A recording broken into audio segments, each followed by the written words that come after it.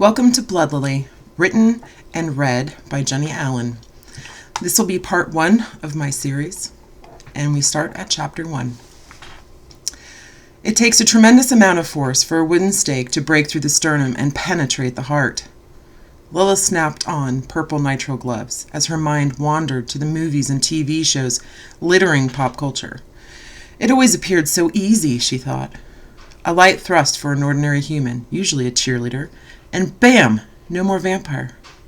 The weapon could be anything wooden, a pencil, the broken end of a guitar, a random twig off a tree, and they turn to dust or explode in flames, leaving no trace of the demonic monster. If cleanup were that easy, her job would be obsolete. She could trade in her forensics case for a dustpan and a little brush that sponsored breast cancer awareness. She stared across the large studio at the man, or rather, the corpse, lying on the hardwood floor. A rough wooden stake protruded from his chest, as if imitating a gruesome scene from a Hollywood movie. However, this crime scene was real. There were no geeks with vials of dyed corn syrup waiting in the wings, no groupies giggling in the corner.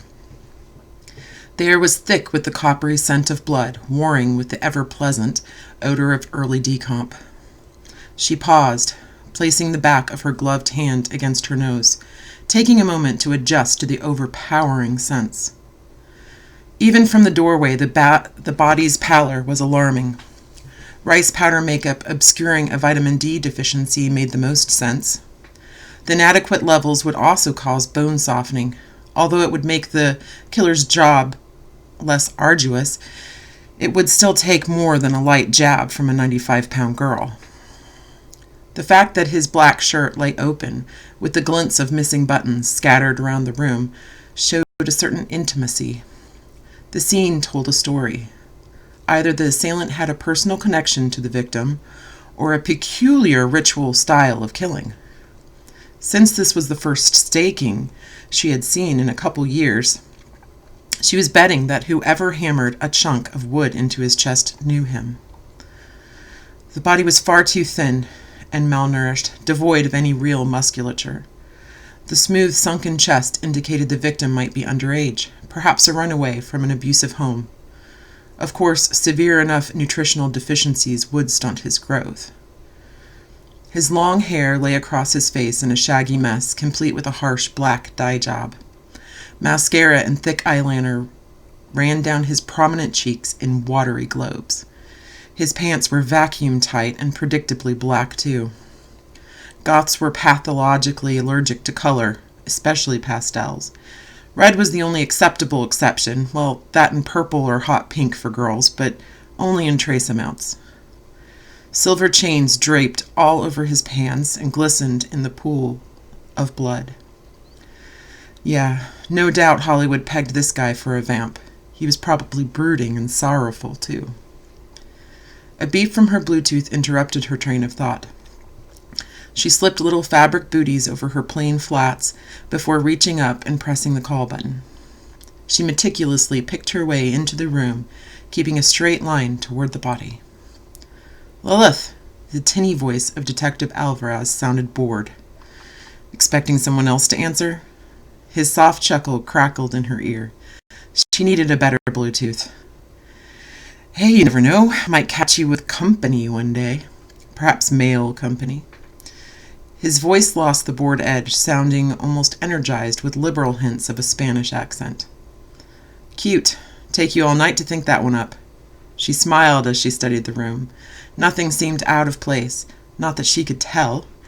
The sloppily painted black walls displayed makeshift murals of pentacles and fangs that an asshole in Manhattan might call art. The once grand hardwood floors hid behind layers of paint splatters, scuff marks, gouges, water damage, even candle wax. It was beyond any hope of repair. Candles and fishnet clothes littered every surface, which included milk crates and mismatched furniture that he either picked up off the street or bought at Goodwill. Runaway seemed an accurate assumption based on everything she saw so far. Empty pizza boxes warred with takeout containers in one corner amid a garbage pile. Guess the self-loathing didn't extend to fasting. As Lilith walked past the takeout pile, a few dozen bugs scrambled around the garbage, and she swore she heard the squeak of a mouse. The scent of refuse now overpowered the blood and decomp, and she covered her nose for a moment again, trying to readjust. How could someone live that way? The thought made her skin crawl, and she had the overwhelming urge to scrub herself in a hot shower. Her nose wrinkled as he laughed again. Always a pleasure. So I'm assuming you've reached the scene. Any thoughts? Oh, plenty of them. My money is on the landlord. The guy trashed this place beyond repair. He chuckled warmly, but waited for her to get to the goods. I haven't examined the body yet, but first impressions? A goth kid took his masquerade too far. Seriously, Alvarez, this is about as stereotypical as it gets. She stepped past a few Anne Rice novels spread across the floor and crouched down next to the body, carefully avoiding the cooling puddle of blood seeping into the hardwood. Well, you are the expert of weird. I'm sure few forensic investigators get to spend every night examining possible vampiric activity with police support, especially not support as alluring as my fantastic self. Alvarez appeared to be in his 40s, with a wife, 3 kids, and the growing belly and receding hairline to match. He liked to think of himself as a Casanova, but he was only a mild, average family man. Well, average for a vampire. He was all bark. She was more than aware of how devoted he was to his wife, Gloria. They immigrated to the States together from Spain, right before the Prohibition era. They were one of those annoyingly adorable couples who tried to set certain single people up with family friends. Even though Alvarez didn't exactly share that habit, he knew better than to tell his wife no. Of course, Lilith wasn't successful at turning her down either. She grinned and bared the awkward, nauseating dinners, praying for her phone to ring. Well, Detective Alluring, are you going to chat in my ear all night, or let me do my job? Her voice sounded annoyed and impatient, but she smiled as she popped open the metal case next to her. She took out a small, thin metal probe and pushed up his bluing lips. Looking wasn't necessary, but she was curious. Sure enough, the canines were elongated, a distinct dental cap job, and a bad one at that. The dark red skin at the gum line screamed late-stage gingivitis. Of course, he was dead now, so the possibility of losing teeth didn't matter. And here I thought you loved the sound of my voice. I'm wounded. I would hang up out of sheer principle, but I need the test result first. Rules are rules. Getting to that now. So how's Gloria? She's still freaked out about Erica delving into the dating world?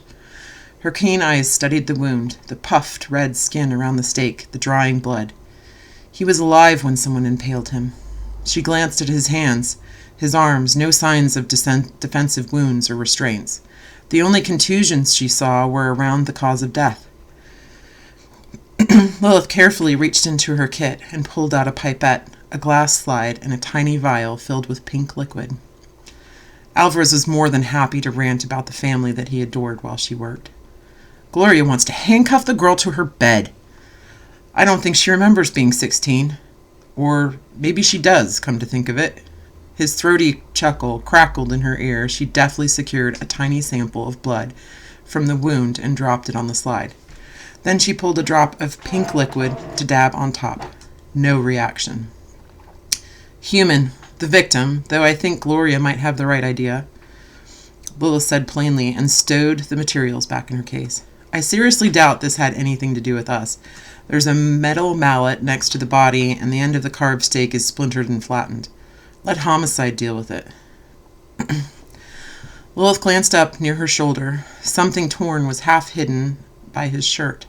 With care, she moved the silky fabric enough to see a photo torn in half. On one side was the victim's gaunt face pulled into a sullen scowl that was all for show. The other half revealed the woman he had his arm around. She was older than him, perhaps early 30s, with silvery blonde hair cut into a sharp bob. Her emerald green eyes were bloodshot and unfocused, with black eyeliner smeared sloppily around them. Her cupid face pulled into an almost delirious smile that shouted intoxication. Maybe she was trying to reclaim her youth with a younger guy and a bit of kink. Perhaps playing vampire hadn't been the fantasy she thought it would be. Hey, Alvarez. You may want to include that the victim most likely knew his attacker. Might be an ex-girlfriend. The perp probably drugged him or knocked him unconscious. I didn't check for any head wounds, but he didn't struggle, and he was alive when someone decided to pound a stake through his heart. Lilith tugged off her gloves and stowed everything neatly into the aluminum kit. She grabbed the case and headed out of the room, careful to stay in the same straight path as Alvarez chirped in her ear again. Done. Sent the info over to them. These vampiric cases keep popping up lately. Kids staking each other or getting dental implants and biting each other. All this stupid media hype. My kids are fighting over Team Vampire or Team Werewolf. If I have to sit through another of those stupid movies again with that damn Jared's Jewelry action figure, I swear... Alvarez! She had to cut him off, or his pop culture rant would never end. Preaching to the choir, man. That Jared's Jewelry line was damn awesome, though. I'm going to use that. Anyway, I gotta head out. Take care and tell Gloria she owes me some cookies for Thursday night. Oh, come on. Bill wasn't that bad. He owns the accounting firm. A defensive inflection seeped into his voice, but she knew it was more about defending his wife than Bill the accountant. He wouldn't be that bad if I liked balding, awkward creepers. I thought you were supposed to screen Gloria's setups. I am powerless against her wiles. He heaved an overdramatic sigh, and she could hear the smile in his voice. She still owes me cookies, and none of that sugarless, gluten-free crap. I like the curves I have. Thank you very much. Lilith was flatly trying to hide the amused smile. Alvarez cackled over the Bluetooth. Gloria has nothing against your curves, Benita. You know her. She gets a bee in her bonnet about the newest fad and makes us all her test bunnies. Don't worry, I'll tell her to bake those oatmeal chocolate chip cookies dripping with unhealthiness you love so much. You be careful. Night, doll. Sometimes she wished her race reflected the ones depicted in movies, amped up superhero versions of the real thing. Yes, vampires were stronger, faster, better senses, but not Superman's level, only slightly enhanced. Immortality? Well, that was debatable. Some purebloods lived long lives, perhaps thousands of years, some merely a few lifetimes, and half-breeds only a couple decades longer than your average human. It all depended on the strength of the racial blood in their veins. Lilith had a strong lineage, but she was still young, only 27 years old, a blink of an eye to her father. She had no clue how old Gregor was. Bitten vampires were only a hypothesis. Theoretically, 99.5% would die during the process. At least that was the number her Uncle Duncan quoted. The human body can evolve to remarkable things, but evolution forced into such a small time frame was next to impossible. The fever alone would kill them. So many changes in the basic chemistry create a tremendous amount of heat. It would disrupt the homeostasis that keeps humans alive and would cause extensive, permanent brain damage. Still, she'd always wondered if it would be different somehow. Now that would be something to study. Her thoughts turned back to the case with a sense of deflated futility.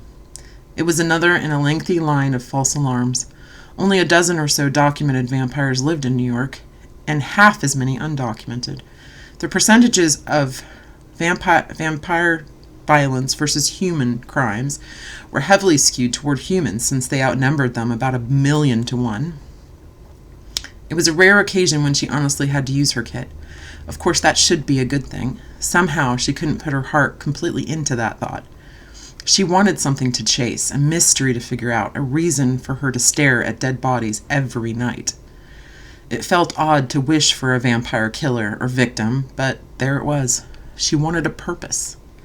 She slipped into the hall and closed the door behind her. Hopefully she could make it to the apartment, get a hot shower, and freshen up. Lilith got halfway up the stairs to her second-floor Manhattan apartment when her Bluetooth beeped again. She pressed the button and stubbornly continued up the stairs. Nothing would keep her from that hot shower, especially not when she was so close. The dead bodies could wait. They weren't going anywhere. Lilith Adams. Lily, darling, are you at a scene? Her father's voice was comforting like a worn-in blanket on a wintry night. A smile tugged at her lips as she reached the door and dug out her keys. "Nope, just wrapped up, and I'm unlocking my door. If you want to meet for dinner, I need about an hour. I desperately need a shower." The living room was all clean, modern lines, modest with few embellishments. The gray couch sat low, with dark wood end tables and a matching coffee table, clean and simplistic. She dropped her keys in a dish by the door and set her aluminum case on the counter before continuing back toward the bedroom. "I'm not sure I have time for dinner, but I do wish to speak to you about something, and perhaps you could bring that kit of yours along with you." Willis stopped with her hand on the doorknob to her bedroom. Her heart pounded. Yes, it still did that, and she froze. "Gregor?" Her voice was cautious. "What's wrong?" The usual velvety tone of his voice dropped away. "You know me too well." He sighed softly and then continued. "I have a little something I'd like you to look into for me." "Dad, I'm a forensic investigator, not a plumber who can fix your leaky toilet. I investigate crime scenes, so, again, what's wrong?"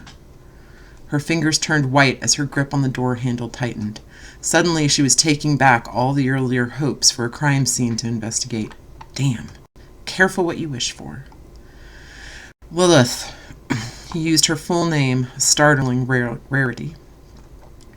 "I don't want to discuss it over the phone. Freshen up and meet me after. I'll text you the address." He hung up as soon as the last word crackled through the Bluetooth, leaving her questions dead in her throat.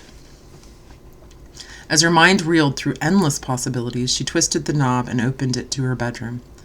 It was a stark contrast to the living room. Vibrant red walls rose to meet gold-treated crown molding.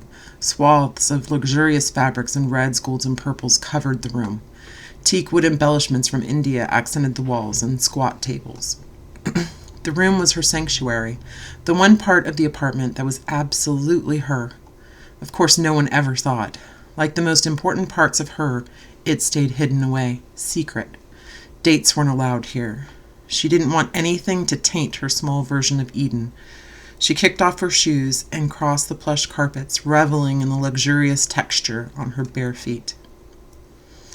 After a quick shower, she pinned her wet auburn curls back, threw on makeup, and slipped into the closet. She passed up the comfy jeans after a longing sigh and grabbed a pair of sleek dark purple dress pants and a lavender button-up blouse. Lilith shimmied into her clothes, grabbed a dark green coat to keep out the fall chill, and crossed the room. A little red light flashing on her phone announced a new text message.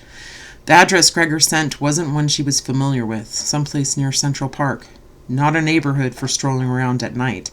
So after calling a cab, she jogged down to the lobby with her aluminum kit. It wasn't an opulent apartment building, but modest with a security officer at the desk cost a small fortune in New York City. Tasteful neutral tile covered the lobby with a small counter set to the side, flanked by fake plants. An aging man in a crisply starched gray shirt smiled up from the desk. Lines crinkled around his eyes as he tipped his hat. "Miss Adams, lovely to see you." Lilith returned his smile and set her case down by the desk. "Hey, Charlie, how's your night?" Charlie had been working at the security desk of this building for over 40 years. He knew every single tenant by name and thought of them as his family. Littering the wall behind the counter were pictures of tenants, their kids and grandkids, birthday cards, and even wedding announcements. The complete lack of Charlie in any of the photographs led her to believe the building was his only family, which made him more endearing. The man shrugged his thin shoulders and glanced down at the security screens. "All's quiet, Miss Adams. Are you leaving on foot, or would you like me to call you a taxi?" She flashed a soft smile at Charlie. "I already called a cab, and it should be here in a few minutes, but thank you." A bright gaze lit his smile-wrinkled face, and he pulled open a drawer. "I nearly forgot, miss."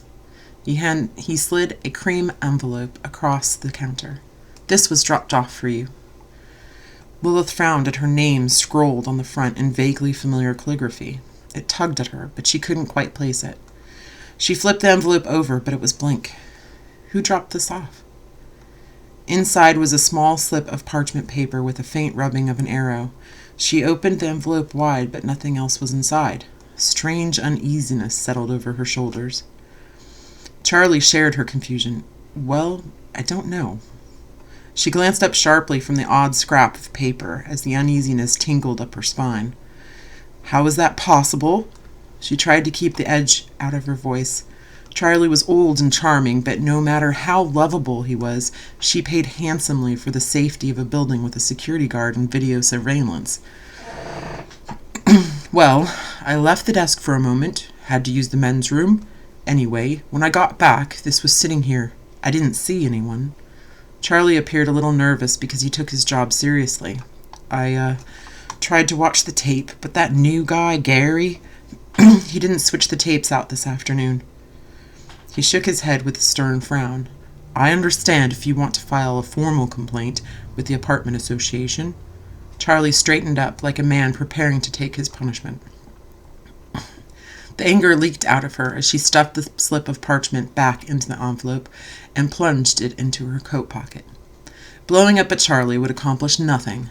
She couldn't file a complaint because the poor man had to take a leak. It wouldn't reveal the author of the mystery note. It would only achieve scaring an old man that loved his job and already felt incredibly guilty. A car honked outside and brought her back to her senses. Everything's all right, Charlie. That's my ride. Have a good night. She flashed a smile and grabbed her aluminum case. She pushed through the lobby doors and into the chilly night, her dark green heels clicking against the pavement. Lilith stared out the cab window, then dug out her phone and double-checked the address. This death trap couldn't be the place. She looked back out at the decaying building that used to be a classy Italian restaurant. Plywood boards covered the vast windows, artfully decorated with numerous layers of graffiti. The canopy consisted of fading, shredded material that only slightly resembled the classic colors of green, red, and white. Whatever the name had been, it was impossible to tell. The fluorescent sign was unrecognizable, smashed to pieces, glass littering the ground below. Most of the streetlights were either burned out or broken, leaving the place shrouded in unsettling darkness. A small cough from the front seat shook her out of her trance. She checked one last time. Yep, fading numbers on the side of the building confirmed it. Her father wanted to meet in the decaying corpse of an Italian restaurant. With a sigh, she handed over the cab fare and slipped out of the car with her case. The air was cooler here, and she pulled the green coat tighter around her. It didn't seem to help. Somehow, she doubted that the crisp fall air had anything to do with the chill traveling up her spine as the cab sped away. The boarded front door left her looking for another way inside. There had to be a back door or sidewalk access to a basement. She didn't see anything up front, but a faint glow from the side alley drew her attention. A lone, bare light bulb over a faded green doorway shone weakly in the grave, inky blackness. It had to be the delivery door to the restaurant. She frowned for a second and leaned against the wall.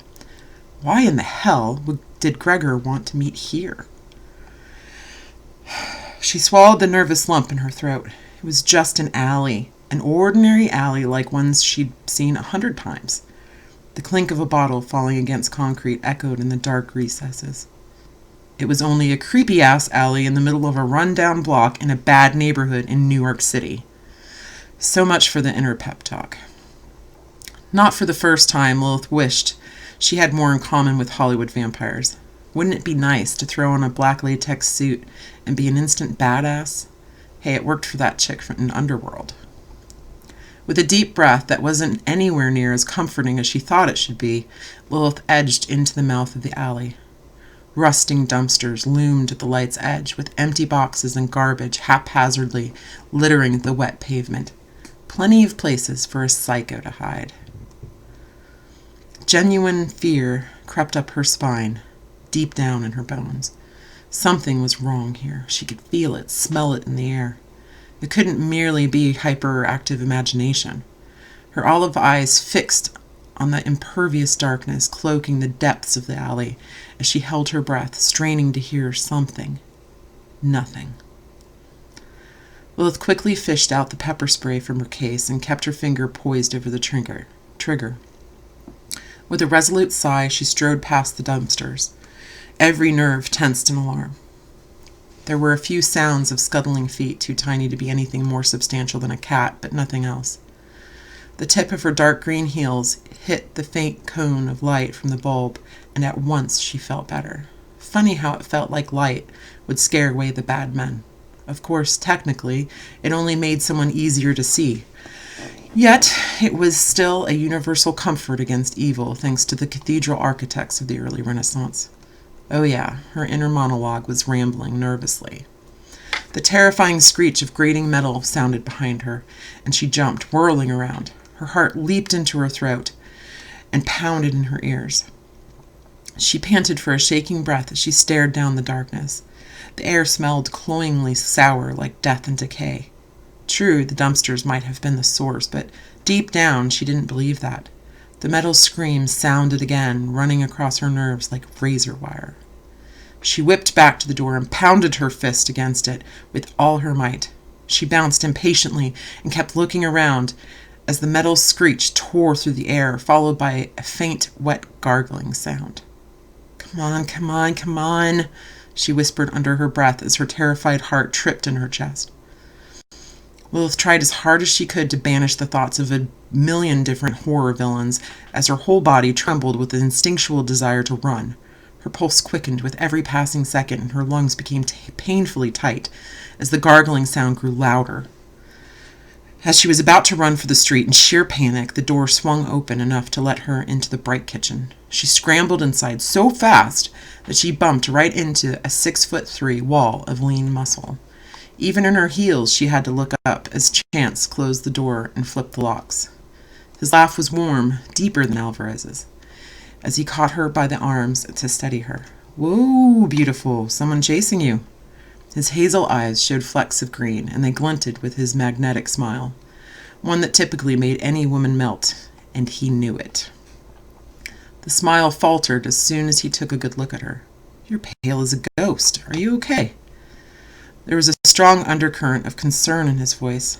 When she didn't answer, he carefully examined her, his eyes finally narrowing in on her face. "Lily." She pushed away from him with a frustrated frown. Yes?" Yeah, it didn't sound convincing to her either. Now that the impending sense of doom was wearing off, it left her agitated and defensive. "Could you guys have picked a worse place? I think someone is sharpening their machete at the end of the alley. Perhaps using it on some poor animal." His smile brightened for a minute, and then eased into a frown. He leaned back against a counter with all the agile grace of a jungle cat. Unlike most men his height, Chance was neither overly built nor lanky. He was all lean muscle with a casual air of being comfortable in his skin. "Hello, Chance. Nice to see you. How have you been? Thank you for saving me from the machete-wielding madman. You're my hero." A sarcastic smile spread across his lips, which only earned him a scathing scowl. Everyone's in a cute mood tonight, it seems. "What the hell is—" He held up a hand to stop her. "I don't know why Gregor wanted to meet here, and I have no idea why he wants to talk to you. When I asked, he said he needed privacy." That warm, magnetic smile returned as he quirked a curious eyebrow. "And for the record, did you call me cute, Sherry?" There was a faint Cajun accent inflecting his voice. It was a subtle undercurrent that most people never noticed until he used a word like Sherry. His head tilted to one side, and she almost gave him a genuine smile despite herself. Almost. She playfully glowered for half a second and then pulled on a sickly sweet smile. "Yeah, cute. Like one of those puppies at the pound, all scraggly and mangy, but you can't help feeling sorry for the cute little guy." She winked and patted him on the shoulder as he faltered with a comeback. She ignored his stunned pout and crossed the vacant kitchen to place her case on the countertop. "Harsh, Lily. I'm a dog now." His voice almost sounded wounded. She turned with a smile, enjoying the hurt tone. "I call them as I see them. So how's Sonia?" Chance let out a tired chuckle and raked his fingers nervously through his hair, the bright light of the kitchen exposing glints of auburn. The casual style he perfected could have looked sloppy on anyone else. "Last week's news. That girl's all kinds of insane. After a couple of dates, she wanted to stitch our names on pillows and exchange keys." Chance's bravado faltered as his eyes fell to the floor momentarily. When he looked up and pushed himself away from the counter, he was all business. "Well, if you've calmed down and your brush with death, I can point you in Gregor's direction. Don't want to keep you distracted all night. If you intend to list all the insane people you've dated, we'd be here all night. Like I said, dog." They both laughed this time, a warmly familiar feeling. Lilith first met Chance 13 years ago when her father found him in a children's hospital in Louisiana. He was a 17-year-old half-blood orphan that had fallen through the cracks, which sadly happened a lot. Vampires weren't born needing blood. It didn't hit until puberty, and half-bloods only required supplements once a month or so. Most human doctors couldn't figure out their subtle, unusual physiology. The differences were too slight to notice, resulting in physicians misdiagnosing it as anemia or an iron deficiency. The second one led to a lot of deadly toxicities. Some of the more thorough doctors labeled their condition as thalassemia. Chance would be what they call a severe case. His blood had insufficient levels of hemoglobin, and he required infusions of blood monthly. The doctors would be at a complete loss with a full blood like her, who needed daily replenishment. Most of the documented cases of thalassemia were in the Mediterranean, India, Thailand, which makes a certain sense since that area was the cradle of civilization. The families stretched back a long time there, without much dilution of the bloodlines. Gregor found Chance in the underfunded city hospital he'd spent 7 years in and took him under his wing. He trained in a dojo and took courses in criminal justice at the community college, working his way through school by running errands for her father. Contrary to the widespread belief, they didn't come standard with badass fighting 101. Those that cared to train did so like everyone else. Eventually, Gregor brought him on board as his bodyguard and head of security. She spent a good bit of time around him over the years, but nothing beyond a little friendly banter between acquaintances. Her father never talked about him much. He was a part of the scenery, not an active participant when it came to dinners and meetings. Impressive, but still scenery. Well, as much as I enjoy swapping dating horror stories with you, I should see what Gregor wants. She pushed off the counter and grabbed her kit again. "Oh, come on, kitten. Swapping implies you have any stories to share." He winked and strolled past her through a double swinging door. Sadly, staring daggers at his back wasn't remarkably effective. And that's the end of Chapter 1 for Blood Lily. Definitely stay tuned, and we'll go on to Chapter 2.